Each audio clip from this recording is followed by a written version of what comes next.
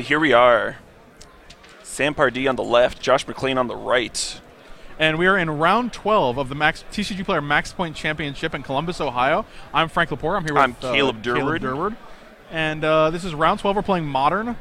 We have Sam Pardee, who won a Grand Prix, a Modern Grand Prix, on the left playing Malirapod. We also have Josh Mcclain on the right, who also won a Grand Prix. A Modern Grand Prix, Modern Grand Prix playing Malirapod. So quite the matchup here. If there was a Malirapod mirror to watch, yes, this is the one. This is epic. It is epic. You're correct. These are both masters of the deck. They know the mirror. They know what cards are important. They know what to respond to what with. Their sideboarding is going to be immaculate. Triple dice. Double 4-3-2. Grand Prix. Double Modern Grand Prix champions. I was saying it all day yesterday. I'll say it now. There is some good talent at this tournament. Agreed. Some strong players. I don't know what's happening with the feed here. I don't know if you guys can hear us. Let us know.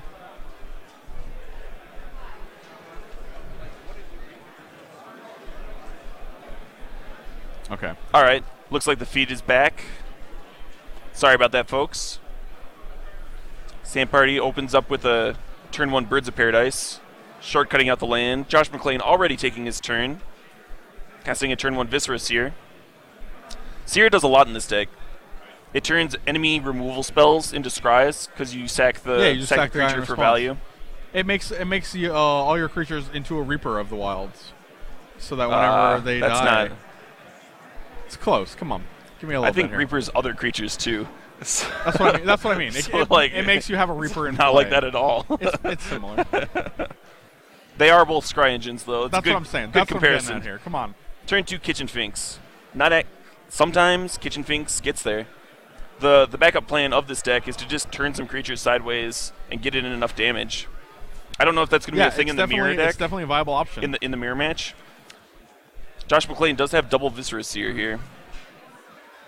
And the funny thing is, if one of these players went Archangel of Thune Spike Feeder to gain infinite life, the other player could actually just go Murderous Redcap, deal you infinite damage. Depending, because the infinite life combo, you can do that at any time. If you don't lose the Spike Feeder, you can just be like, in response to you trying to deal me infinite damage, I'll gain infinite life again. +1.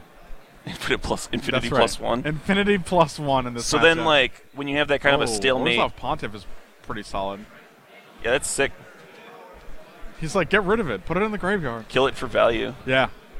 You want that? You want to get that bird out of there. Oh, and he sacked it. Oh, he sacked it to give scry. 2 -1/-1 counters. Or 2 -1/-1 triggers. Reset those Kitchen Finks. No, not well, they're 2/1s now. Yeah. With Persist. Reset them with Persist. That's not really resetting them, is it? Kind of is. I'm going to give that one to you. Because I don't even feel like arguing with you. Pride Mage attack. Pride Mage is fine in this matchup. Like, it prevents it. It's going to prevent Mcclain from wanting to play a pod. Yeah, definitely. Because you're investing a lot of resources into a pod. See a Spike Feeder in Mcclain's hand? And he can exalt. He exalts things. Sure. Like we said, sometimes damage gets there. I like a good damage. Yeah. And who do you think is advantaged right now? Probably Sam Pardee, right? I feel like Sam is a little ahead, yeah. And not just because of like life totals, but also because double Zip Viscera Seer is kind of redundant. Like, more than one actually doesn't do anything for you. And Spike Feeder on its own isn't really a threat either. Neither of them have a very threatening board. But having the Qasali Pride Mage in the chamber is pretty solid. Yeah. I think that's what tips it as well. Definitely. And having a 1/3/2 Kitchen Fink that's exalted is like, it's just fine. Sure. Because then you have a second one if he ends up blocking the first one. Sam kind of wants to get a Grove of the Burn Willows, or not? I'm sorry, not Grove of the Burn Willows. I was like, that's not a relevant. That's not very good. Gavany Township. What does that even do? They're both playing triple Gavany Township, which, when combined with Kitchen Finks, the rule is if a +1/+1 counter and a -1/-1 counter will cancel each other out. That's an Abrupt Decay. It looks like targeting the Spike Feeder. I would imagine. Looks like Josh is gaining some life in response, deciding whether he wants to move a 1/1 counter to a Viscera Seer. I would probably move 1 to a Viscera Seer, yeah, just because you can block. He's not. No, he is. Okay. Just because you can block a Kitchen Fink, and the second Viscera Seer is redundant. I like Spike Feeder. It's a sweet card. He didn't. He actually just sacked it to Scry, I think. Oh, yeah. I like that. Yeah, that seems good, too. I think you need 2 mana to move a 1/1 counter over anyway. Yeah, that's so true. That was not an option. You can't just take it off and put it somewhere. Yeah, it's not freebies. That's too bad. Magic abilities if Caleb and Frank made cards.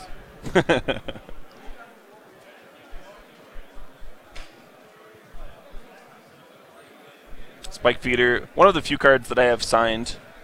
Really? Yeah, Heather Hudson's a nice lady. Did you guys hang out a lot? Nope. That's too bad. Oh, there's that Gavney Township I was talking about. That's pretty good. He's like, I'm just going to go. Excellent here. Especially with Kitchen Finks. So efficient. Yeah, Sam moving the -1/-1 counter over to the Pride Mage. That took, I thought that too. I was like, he's like, I'll take one off, slide one over. This isn't Sam's first rodeo. Oh. And the Spike Feeder's in the graveyard. Josh has a few ways of recurring the Spike Feeder in his deck. He has Eternal Witness. Not the second, though. And he has Lark. Both of those. Revelark's the degenerate dude. He is. That dude is very difficult card to beat. Yeah.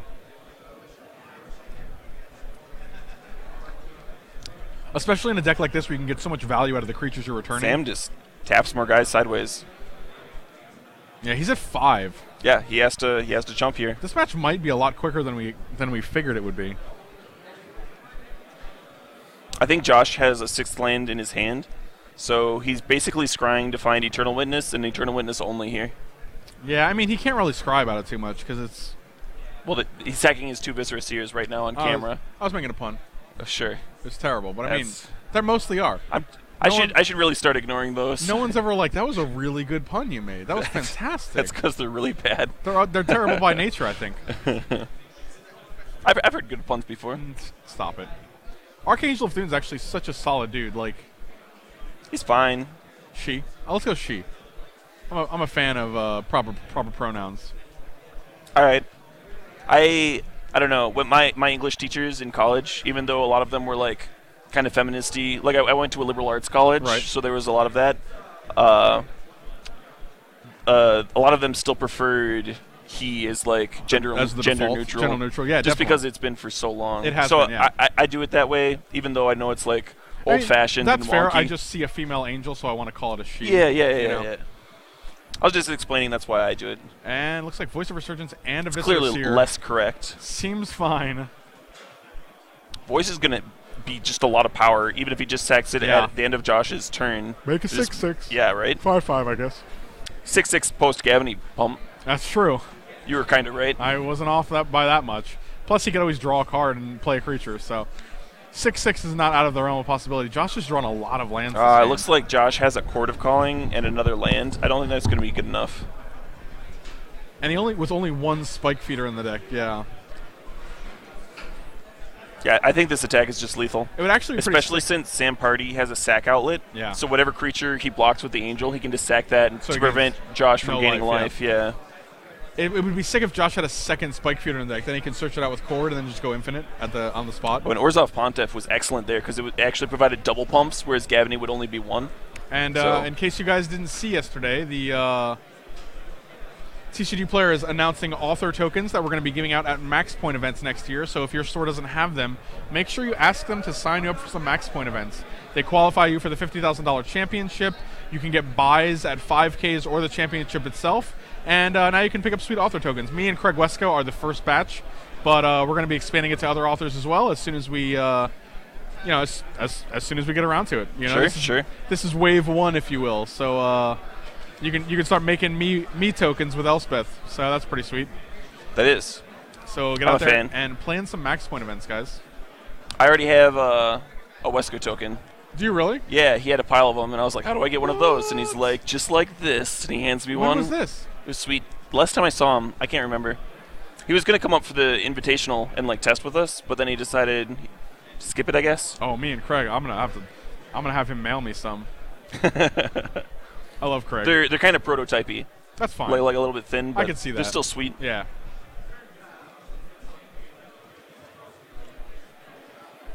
Do you not have your tokens yet? I do not. Well, I don't have them on me right now. Alan said he might have some. Nice excuse. I don't want to talk to you anymore. You said Alan might have some? Our friendship just became null and void. Yeah, he might. I'm not sure. I have to check.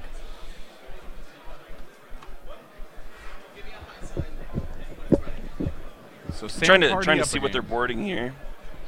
Looks like Josh Mcclain looking over a Sin Collector there. I don't think he's bringing it in though. Yeah, those are the cards he's leaving on the board. So these are two Grand Prix champions who both won with Malirapod, correct? Yeah. I definitely see Shriekmaw coming in. Maybe not Thoughtseize because it's a bad top deck, and the matchup seems kind of grindy. What about Aven Mind-Sensor? Aven Mind-Sensor seems like Mind-Sensor is a house. They both have Linvala's main deck, but Aven Mind-Sensor is the other one. Go ahead and search. I hope it's in the top 4. And you can play it on turn 2, and it has evasion. Yeah. All good things. I love the card in Modern. And it has Flash. Did you know that? Harmonic Sliver. You didn't know also that. Probably comes in. I certainly did. Harmonic Sliver does some work.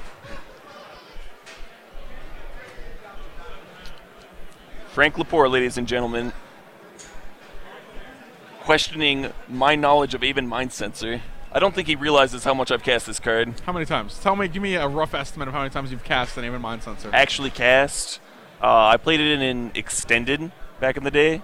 I played it in multiple Modern formats. I've played it in Legacy quite a bit. That's not what I'm asking. You're not answering the question, buddy. You're a politician right now.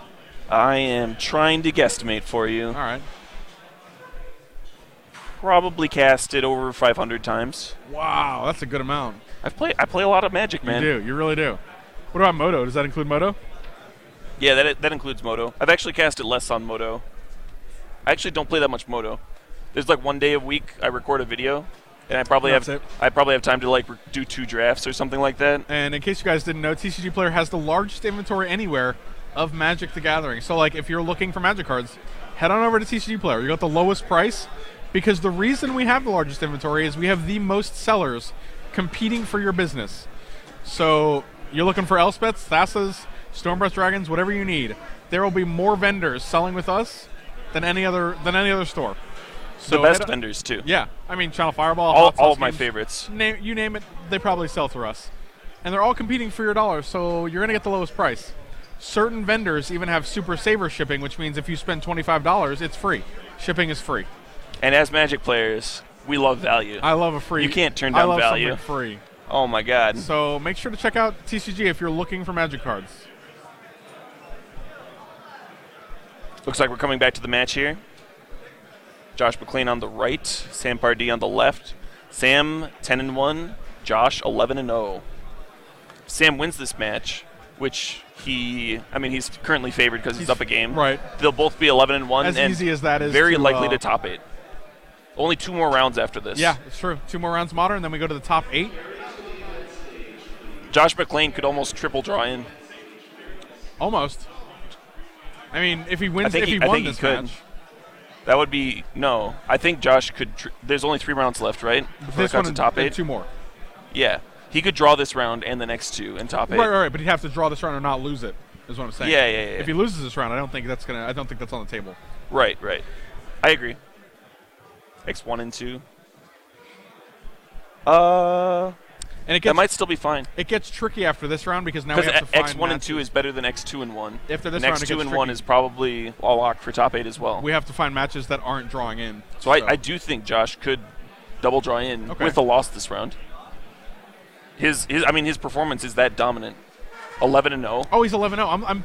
I forgot he was the only 11-0 in the event. That's true. Yeah, so he would be 11-1 He can lose this round and then double draw into top 8. Totally agree. I was thinking assuming he finds people to draw it with him. I actually thought he was like Sam Pardee at 10-1. Oh, yeah, no. And then it'd be 10-2 too, which would be a lot more Josh mulliganing on the play. A lot more controversial. Oh, going to 5. Yeah, that's not good, especially with Sam being up a game. So that probably means that Sam can double draw in too. Yeah, after this round he probably could. 11-1-2, definitely. Same position as Josh would be if Josh won. Well, if Josh won, he'd be Josh lost, 12-0-2, which is pretty insane if he won. Yeah, completely undefeated. Yeah. It's going to be hard for him, though. Down to 5 cards on the play. What's Josh down a playing game, in back standard? against the wall. We do. Let me see. I've got my spicy sheet. He's playing mono blue in standard. I think that's why we didn't feature him. Yeah, makes sense. Because we've seen a lot of mono blue, and then this is the deck that he's known for. Yeah. Because he won a GP with Junk Clearly. Bam, turn 1 Birds of Paradise. That's a good one. Oh, the rest of his hand is actually pretty hot. I see a Chord of Calling, a Dismember, and an Aven Mind Sensor. Yeah, so if he hits a good. second land on turn 2, he can go turn 2 Aven Mind Sensor on the play, despite his Mold of 5. Sam Pardee also playing something on turn 1. Well, yeah, the deck's full of 1-drops. Yeah, it does. It has a ton of 1-drops. And post-board, you add, like, potential Thoughtseize and Dismember. Or maybe not. Maybe Sam was just shortcutting and searching out I don't think Thoughtseize is good in the mirror, though. Yep, nope. Sam had no turn 1 play. He was just shortcutting so that and Mcclain had no 2 play. He missed his second land drop. Yeah, that's not good. Not ideal, that's for sure. Not ideal. Especially when your hand is a couple 3-drops. Had a land. And they're shortcutting so much here. Sam is still shuffling. No 2-drop, though. It's a good sign for Josh. I wonder if we can have them just slow down just a little bit. No, this is fine. Well, no. Josh I mean, shocks for people himself. at home, I'd rather it be a little clearer whose turn it is, though. I think players should be able to play at their own pace when they're comfortable. Like, you don't want to, like, offset them here. These are 2 masters at work. Yeah, they are maestros. They are artists. Right. Yeah, but right now they're playing for an audience. Sure. So I don't know. It is what it is. I would rather cut to the other match than tell these fine gentlemen to slow down. This is beautiful. They know exactly what they're doing. Oh, yeah, no, that's fair. I just want to make sure people. End of turn Mind Sensor. Attack Bam. for 2. Attack for 2. Sam Pardee down to 16.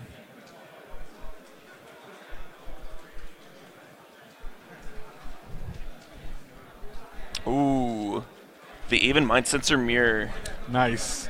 No searching will be done today, my good man. That Chord of Calling in what would be the Josh's sickest hand card ever? gets a little more Orzhov Pontiff here. Oh, there's a Dismember, though. That's pretty good. That is pretty good, because he wants to play his Chord of Calling.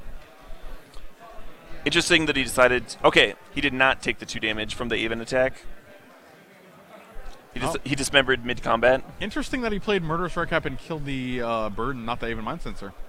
Maybe. I mean, it depends on Sam's hand. It just seems like he doesn't care about searching right now, so... Like, Josh missed a land drop. Yeah. So, like, cutting back his mana development is pretty awesome. Right.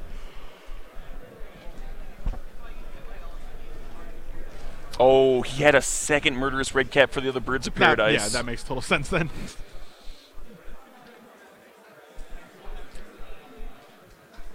Yep.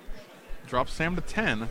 And now, like, a new player with this deck would have to tank about, like, what can I get with this Chord for X for 2? What's in my deck? Josh knows exactly what's in his deck. The damage that Sam is representing is pretty fierce. Running out Harmonic Sliver just a chump. I was correct that they would bring it in, though. Oh, yeah, of course. There's no reason not to, especially with Birthing Pods, like, you're just... I mean, what this board state currently is a pretty good reason not to bring it in. Clearly. The Red Caps come in. In Game 1 and Game 2, Sam had double Persist Creature, active Gavany Township.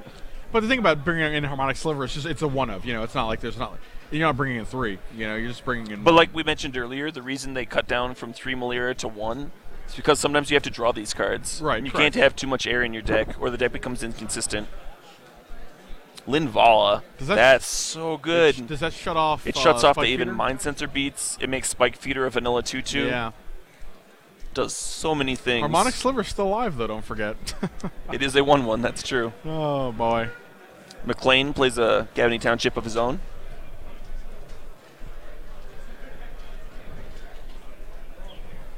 He does not have the mana to activate it. So he can chord for 4. He could get a Linvala of his own and not Legend Rule them. That's true. Which is a really... This is kind of a strange interaction. Like, it's the first time...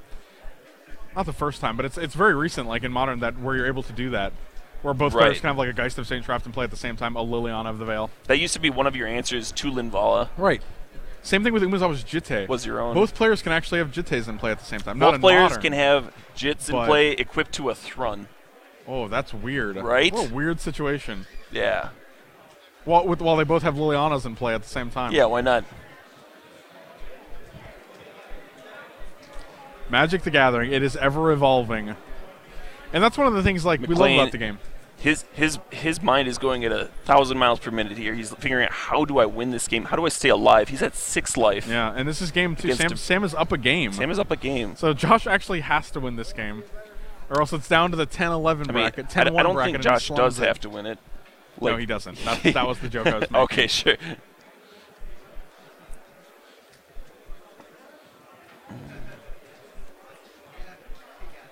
Yep, and that's it. Scoop. Sam shows him the Shriek Maw in his hand. All right. And that was it. That was